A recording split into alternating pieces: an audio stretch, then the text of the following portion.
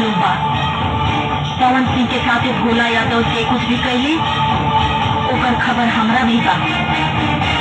बाकी रामायण एगो बात बतावा, का तू हमरा बता सकेला कि आगे एसपी पवन सिंह के साथ भय का रहे? मत पूछिए मैडम,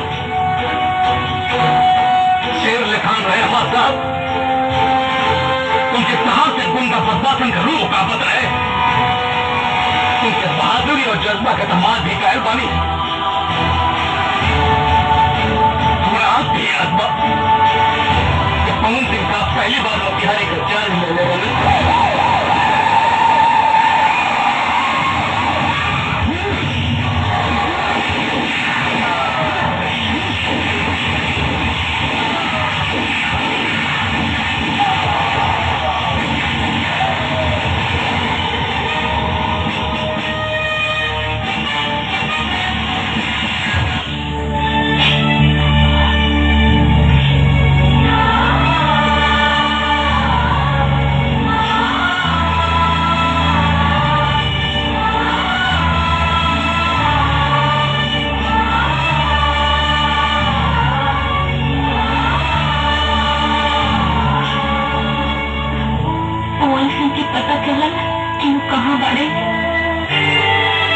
पवन सिंह गए कहाँ?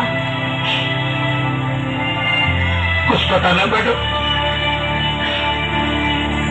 लोग कह रहे कि मर गई पवन सिंह। नहीं, मेरा पवन कभी नहीं मर सकता।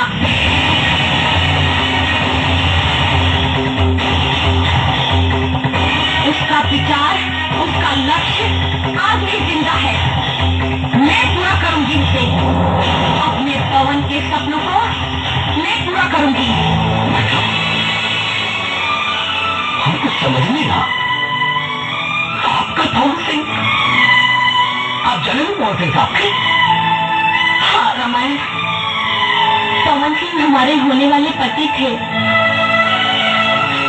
शादी होने वाली थी हमारी उनसे।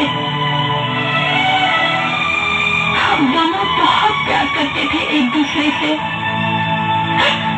हमारा प्यार कॉलेज से शुरू हुआ था।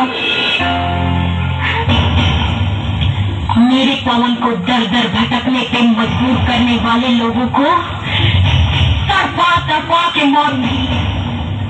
उसके अधूरे सपने को मैं पूरा करूंगी। एगो बात बताओ रामायण जी, लखिया के कौनो तस्वीर बा का? ना मैडम, आज मैं लखिया की कोई सूरत नहीं के देख लो। मैडम वो तो गरीबन का मसीहा हो, चोरी छिपे हर गरीबन का मदद करेला।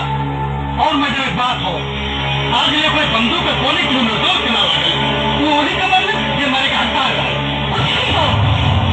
न्याय अन्याय कोई कानून के काम हो, लखिया के ना। अब हम अपन जंग कमीना लखिया के मौत से शुरू करो, मौत से।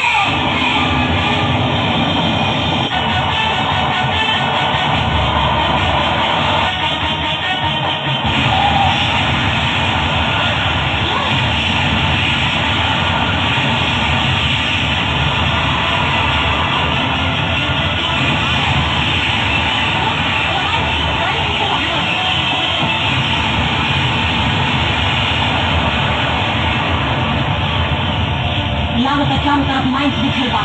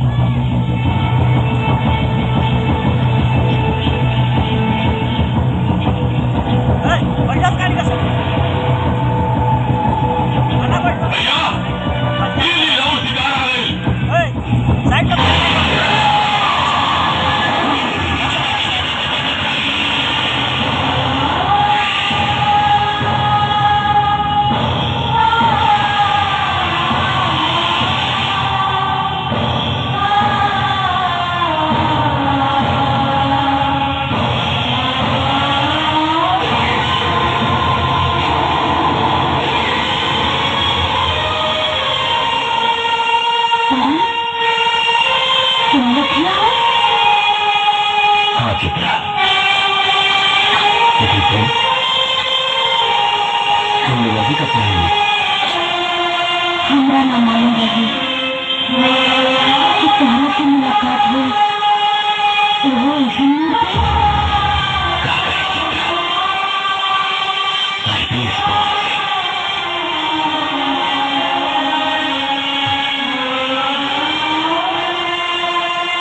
हालात हमके नक्सलवादी बना देगा। मर गई एसपी पवन सिंह। नया जन्म वही बहादुर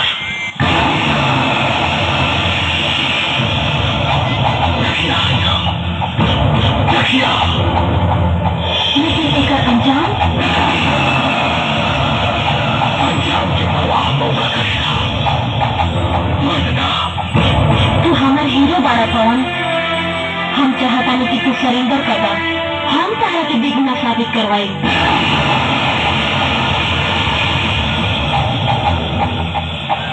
कुछ ना करवाए कानून सजा दिलाई कहा दुश्मन भोला यादव के।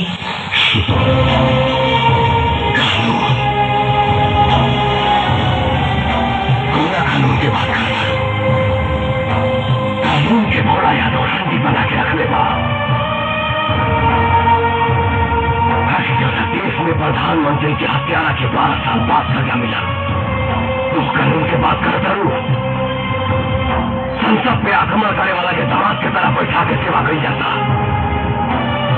कसाब जैसे हत्यारा की सुरक्षा में करोड़ों रुपया खर्च हो गई बा। वो कानून का सजा दी भोला यादव के। हमरा तुम्हारा कानून पे भरोसा नहीं थे। बहुत जल्द भोला यादव जेल के अंदर हुई पवन। तू हमरा ऊपर भरोसा रखा।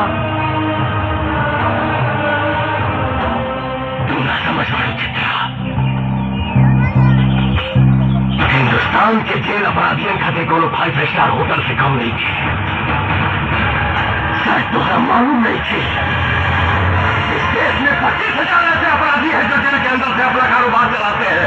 2500 अपराधी जेल के अंदर से किसी न किसी मंत्री या सांसद के लिए काम करते हैं।